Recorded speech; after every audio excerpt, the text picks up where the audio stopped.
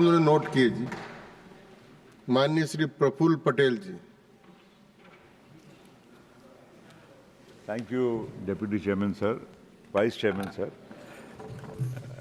Today, there's a discussion going on about the Ministry of HRD and Education policy is being discussed here. And we must all compliment our journey since independence to today as to how education in our country has evolved. And not only evolved, but has shaped the destiny of our country till now and will be the most important factor as we go along in our onward march. And I also would like to compliment the government and especially the Prime Minister's vision for giving very special emphasis not only to education, but more importantly to women, girls' education, as well as skill development, which eventually will be taking this country and the next generation and generations to come forward and giving them strength to be able to stand on their own 2 feet. So education, of course, is the most important pillar in any child's evolution and development. And the government's policy, the NEP, and other initiatives have actually been bearing fruit. I would like to just emphasize one thing, sir, that all states, I come from Maharashtra, which has been one of the most, I would say, forward-looking in terms of education. My colleague here has been the Chief Minister also of the state. We all focus on education being affordable. Therefore, all our children in villages or even in big cities went to municipal schools, they went to Zilla Parishad schools, and so on.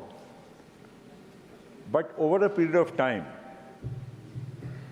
whether it be Maharashtra or many other states in the country, have not been contemporary enough to change according to the needs of the time. And as a consequence, most of the municipal schools and Zilla Parishad schools, they impart education, of course, in the language of the state, which is absolutely necessary, but they have not kept pace on par with the other changes which are taking place in this field of education.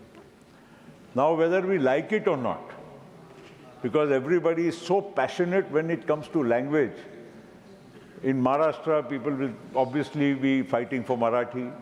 In Tamil Nadu, we always see that people fight for the Tamil language, and rightly so, nothing wrong with that. It is a language which is our ownership, coming from a particular state. But at the same time, the world is changing. Today, I dare say, and I should say this because most of us will have experienced it. आप सब जिला परिषद school, municipal school में भर्ती नहीं हो रही है. किसी की क्लास में 10 बच्चे, 20 बच्चे हैं. और आप अगर वही छोटे से गांव में, और जहां फ्री एजुकेशन है, और जहां आप CBSE स्कूल उसी गांव में, शहर में होगी, वहाँ 40,000, 50,000 रुपया साल का वहाँ पर फ़ी भर के वो स्कूल पूरी फुल रहती है. वहाँ की सिफारिशें लोगों को लगानी पड़ती है. What I am trying to say is that somewhere there is a need to tweak the educational model, and I would say to the central government, प्रधान जी सुनिए, आपको भी ज़रूरत है कि सेंट्रल गवर्नमेंट से आप जितना कर सकते हो तो करेंगे ही, पर राज्यों को भी ये प्रोत्साहित करिए कि अपने अपने वहाँ पर जो माध्यम है और जिस तरह से वहाँ शिक्षा प्रणाली है उसमें कुछ परिवर्तन करें और पूरे देश की और दुनिया की ज़रूरत के हिसाब से उसका आधुनिकीकरण करें.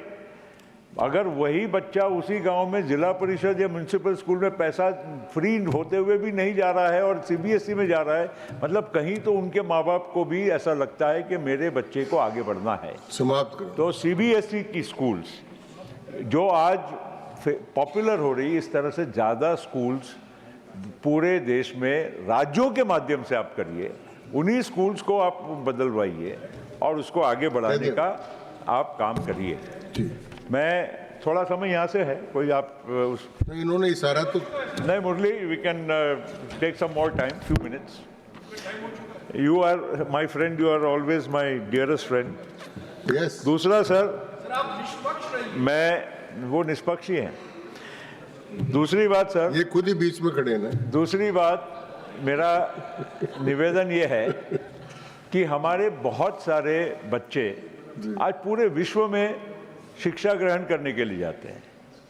आप अगर पूरे हिसाब लगाएंगे तो चाहे वो रेगुलर एजुकेशन हो, टेक्निकल एजुकेशन हो, मेडिकल एजुकेशन हो, इसके लिए हमारे शायद कई लाख बच्चे विदेशों में आज पढ़ रहे होंगे। ऐसे ऐसे मुल्कों के जहाँ पर अदरवाइज हम नाम नहीं सुने होंगे, वहाँ पर भी हमारे बच्चे उच्च शिक्षा के लिए जाते हैं। हम लोगों को भी हमारी कहीं ना कहीं सोच बदलनी होगी, क्योंकि हम लोग इतना ज़्यादा इस मामले में खींचतान कर लेते हैं कि हम सही रास्ता कई बार हम भटक जाते हैं। आज विश्व में हमारे बच्चे फॉरेन एक्सचेंज खर्चा करके, माँ बाप की लाखों करोड़ों की पैसा खर्चा करके वहाँ जाके शिक्षा प्राप्त करते हैं, और बहुत सारे आते भी हैं वापस, बहुत सारे वहाँ रह जाते हैं।